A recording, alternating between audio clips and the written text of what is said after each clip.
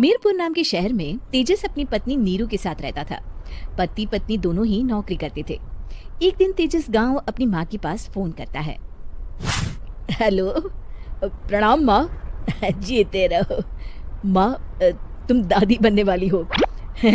अरे वाह, ठीक है बेटा, मैं कल ही आती हूँ। जब माँ जी शहर पहुंची तो बेटे बहू ने बहुत अच्छे से स्वागत किया। लीजिए माँ जी चाय। अरे गर्मा गर्म पकोड़े ले आओ माँ के लिए। नीरू रसोई में गई और 2 मिनट में ही पकोड़े ले आई। जी ये लीजिए। बहू जादू से बनाए हैं क्या? अभी तो रसोई में गई थी। यमी। माँ जी, शीला रसोई में पकोड़े तल रही है, मैं बस लेकर आई।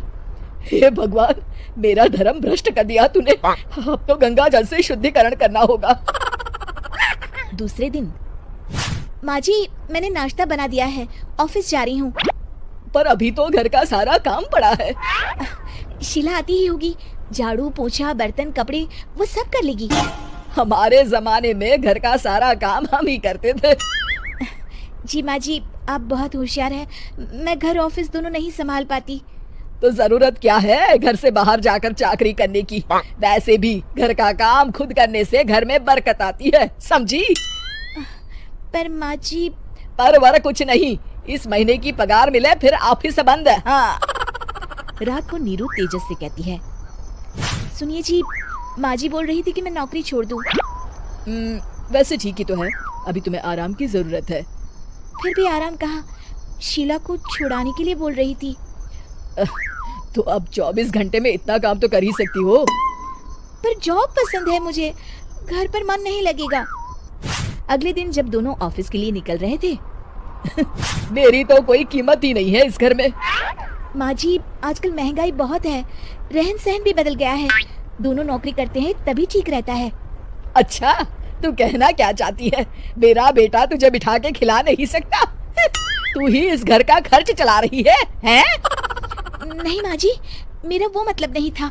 मतलब खूब समझती हूँ, ये बाल धूप में सफेद नहीं किए मैंने। हाँ। अब तो ये रोज का काम हो गया था। तेजस भी रोज की झिकझिक से परेशान हो गया था। एक दिन उसने कहा, नीरू, वैसे भी तुम्हें मैटरनिटी लीव मिलने वाली है, तो अभी से ही छुट्टी ले लो। पर क्या, मेरी सैलरी अच्छी खासी है। आखिर नीरू ने रिजाइन कर दिया। जब बच्चा हुआ तो घर में सब बहुत खुश हुए।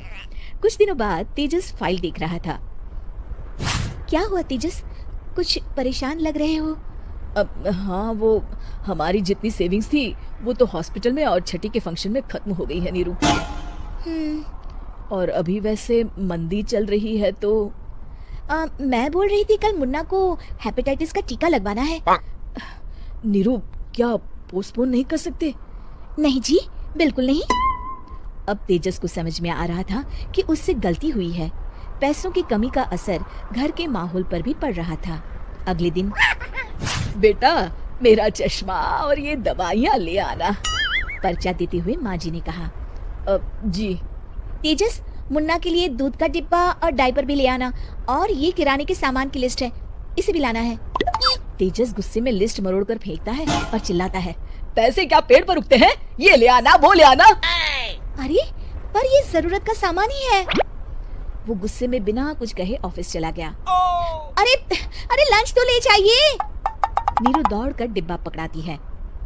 एक दिन खाना खाने के बाद, नीरू, अब तो मुन्ना कुछ बड़ा हो गया, तो अब तुम वापस ज्वाइन कर लो ना जॉब। पर इस रिसेशन में जॉब मिलना बहुत मुश्किल है। ट्राई तो करो। फिर मुन्ना? माँ जी है ना, और एक फुल टाइम मेड भी लगा लेंगे। पर माँ जी, उन्हें तो पसंद नहीं। तभी माँ जी वहाँ आ जाती है और प्यार से नीरू के सर पर हाथ फेरते हुए बोलती है, अब मेरी समझ में आ गया बहू, पहले के और अब के समय में अंतर है। तुम काम शुरू करो, मुन्ना की जिम्मेदारी मेरी। मेरी प्यारी माँ जी। ये कहकर नीरू उनके गले लग गई। शिक्षा, परिवर्तन संसार का नियम है, हमें भी समय के साथ चलना चाहिए। नहीं थी, लेकिन अमीर बाप की बेटी सृष्टि पर उसकी माँ जान छिड़कती। मेरी बेटी कितनी प्यारी है, भगवान सबको सृष्टि जैसी बेटी दे। सृष्टि धीरे धीरे बड़ी होती है। एक दिन सृष्टि की सहेली कहती है, तू दिखने में कितनी अजीब सी है, लेकिन मैं जानती हूँ हम सब में सबसे अच्छी शादी तो तेरी ही होगी। तेरे पापा अमीर जो हैं। और बता नहीं सकते यार, दहेज तो हर कोई देता है, ये क्या ज्यादा ले जाएगी अपने पति के लिए? अरे बड़े शहर में कोठी है इसके पापा की। अरे पापा की है ना, कौन सी इसकी है? इसकी होती तब तो कोई भी लड़का इससे शादी कर लेता। अरे पापा की मतलब पापा की है तो मेरी ही है ना? किसने कहा? अब तेरी तो तब होगी ना जब तेरा भाई ना हो। वैसे भी शादी के बाद सारी प्रॉपर्टी भाई के नाम होती है। सृष्टि समझ जाती है कि उसे किसी भी हालत में माँ बाप की सारी प्रॉपर्टी को अपने नाम करना है, लेकिन कैसे? एक दिन सृष्टि का भाई शीनू कहता है, बहन क्या कर रही है? तुझसे एक बात करनी है। अरे हाँ हाँ करना, मैं तो तेरी बहन हूँ। बहन मेरी लाइफ में ना एक लड़की है, बहुत अच्छी है। मैं सोच रहा हूँ माँ और पापा से बात करूँ शादी के लिए। सृष्टि को समझ में आ जाता है कि भाई की शादी होते ही भाभी उसे एक दिन भी घर में बर्दाश्त नहीं करेगी। क्या बात है भाई, बताना कौन है वो? यार वो बहुत अच्छी लड़की है, पढ़ी लिखी है, मेरे साथ जॉब भी करती है। बस एक प्रॉब्लम है। हाँ प्रॉब्लम? क्या प्रॉब्लम है भाई? यार वो शादीशुदा है, लेकिन उसके पति ने उसे सिर्फ इसलिए छोड़ दिया क्योंकि उसके माँ बाप दहेज नहीं दे पाए। सृष्टि ये सुनकर न जाने क्यों खुश हो जाती है। अरे भाई तो क्या हुआ, लड़की तुझे तो पसंद है ना? शीनू को लगता है कि बहन उसे समझ रही है। वो इस बात से अनजान होता है कि उसकी बहन की मंशा पूरा घर हड़पने की है। सृष्टि अपनी माँ से कहती है, मम्मी मुझे तो बहुत चिंता है, पता है शीनू क्या कर रहा है? अरे क्या कर रहा है, वो तो काम पर जाता है और वापस घर आता है। नहीं ना माँ, वो यही तो नहीं कर रहा, बाकी सब कर रहा है। आपको पता है उससे प्यार है, और वो भी एक शादीशुदा लड़की से। ये क्या हो गया? मैं सोसाइटी में क्या मुंह दिखाऊंगी?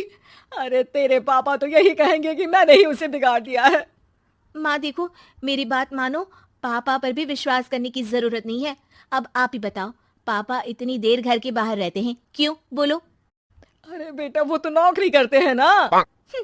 तू बहुत भोली है माँ, पापा का ऑफिस तो 7 बजे खत्म हो जाता है, लेकिन देखो कितनी देर से आते हैं। अरे नहीं नहीं बेटा, ऐसी कोई बात नहीं है। सृष्टि माँ को एक औरत से बात करते पिता की फोटो दिखाती है। देखो माँ कैसे हैं पापा, मैं ना कहती थी कि पापा सही नहीं है। मैं तेरे पापा से बात करूंगी, दे फोटो मुझे। ओ माँ वो तो डिलीट हो गई। लेकिन चल, तूने तो देख लिया ना, पापा से बाद में बात कर लेना, और हाँ मेरा नाम बिल्कुल मत लेना। हाँ माँ। अब क्या था, सृष्टि के माँ और पिता के बीच झगड़ा होना शुरू हो जाता है। सृष्टि के मन में क्या चल रहा था कोई नहीं जानता था। एक दिन, माँ सृष्टि के लिए एक लड़का देखा है, वो लोग शाम को उसे देखने आने वाले हैं। और हाँ माँ, एक खुशखबरी, मैं और पापा मिलकर एक नया बिजनेस ट्राई कर रहे हैं। शाम को लड़का आता है, सांवले रंग का। सृष्टि को तो बिल्कुल भी पसंद नहीं आता। लड़की की माँ कहती है, लड़की का चेहरा तो कोई खास नहीं, लेकिन अगर मेरे बेटे को आप लोग सेटल कर दें तो मैं उसकी शादी आपकी बेटी से करवा दूं। सृष्टि को लड़का बिल्कुल पसंद नहीं था। उसे भाई पर गुस्सा आ जाता है। लड़के वालों के जाने के बाद कहती है, माँ देखा शीनू मेरे लिए कैसा लड़का लेकर आया, न दिखाने लायक न सुनने लायक, सेटल भी नहीं, वो भी हम करे। अरे माँ मैं जानती हूँ ये मेरी शादी किसी भी घर में क्यों करवाना चाहता है। अरे कैसी बात कर रही है बहन, तूने तो देखा ना, लड़के को मैंने ही मना कर दिया तुझसे शादी के लिए। जिसने लड़का बताया था उसने उसकी बहुत तारीफ की थी। बात आई गई हो जाती है, लेकिन सृष्टि का मन शांत नहीं होता। क्या करूं कुछ समझ में नहीं आ रहा।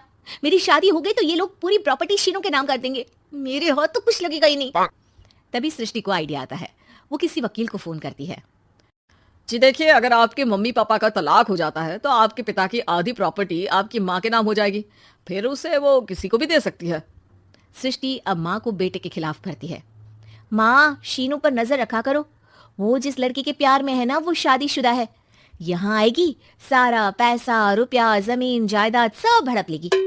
पापा का भी हाल तुमसे छुपा नहीं है। ऐसा ना हो कि मैं और आप एक दिन सड़क पर भीख मांगे।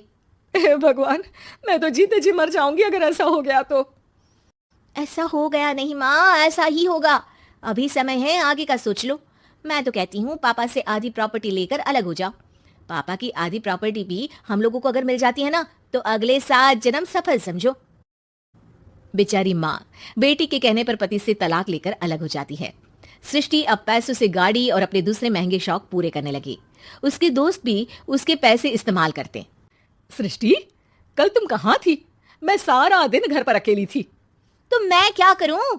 मैंने ठेका तो नहीं लिया है ना तुम्हें संभालने का। माँ को सृष्टि से ये उम्मीद नहीं थी। वो बैठकर रोने लगती है। वहीं उसका पति यानी कि सृष्टि के पिता आ जाते हैं। मैं जानता था कि तुम्हारा यही हाल होगा, तो आपने मुझे रोका क्यों नहीं? मैं रोकता तो तुम रुकती क्या? सृष्टि के कहने पर तुमने मुझ पर अपने बेटे पर शक किया, लेकिन तुम ये भूल गई कि कैसे हम दोनों ने मिलकर जीवन में इतना सब खड़ा किया। माँ पति के गले लग जाती है। मुझे माफ कर दीजिए, मैंने आपकी कमाई का एक बड़ा हिस्सा गवा दिया। कोई बात नहीं, तुम साथ हो तो मैं ऐसी 7 प्रॉपर्टी खड़ी कर दूंगा। तभी वहां सृष्टि आ जाती है रोते हुए। माँ, मयंक ने मुझे छोड़ दिया। वो बोल रहा था जब तक मेरे पास पैसे थे तब तक ही वो मेरे साथ था।